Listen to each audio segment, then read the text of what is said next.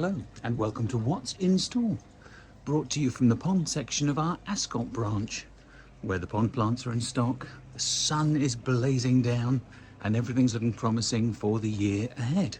Tropicals are still doing their thing, of course, as are the marines in certain stores, so sit back, relax and enjoy the highlights. Speak to you soon.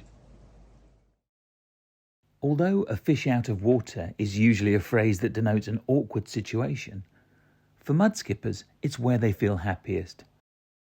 Having evolved to exploit a niche safely out of reach of predatory fish and other aquatic hazards, they get nervous when out of their depth.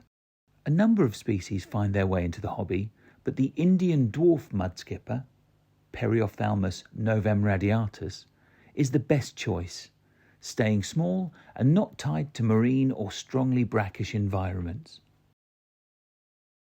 Some killifiches have been in the hobby for a very long time, filling a curious niche of not quite community fish, but richly repaying anyone willing to tailor a tank to suit their modest requirements.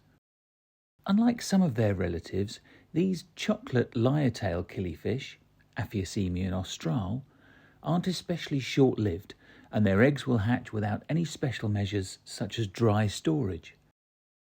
These were seen at our Weybridge store, which always tends to carry a nice selection of killies.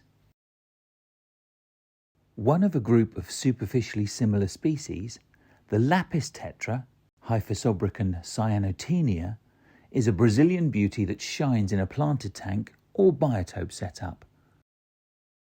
Like many rarer tetras, they often look underwhelming as youngsters in a stock tank, but this batch were hard to miss. Like all tetras, these are best kept in large mixed-sex groups, where the males will do their best to intimidate their rivals and impress females. Sarasa Comets are the bright red and white goldfish that are the perfect alternative to koi for most average garden ponds. This batch at Swansea Enterprise Park were a first and consist entirely of fish displaying a red head spot, like the Tancho koi. Such fish are always to be found in normal batches of Sarasa Comets, but never in the numbers seen in this specially selected consignment. Although stunning in isolation, these fish are particularly good for bringing out the contrast in other goldfish breeds, such as shubunkin or canary yellow goldfish.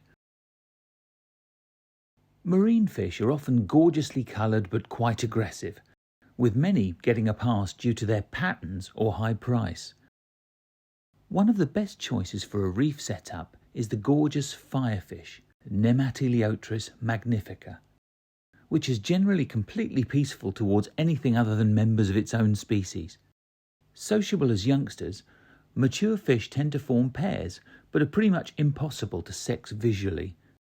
For this reason, it's best to keep them singly, unless you come across a pair, or are able to start with a group and remove any individuals that start to get bullied.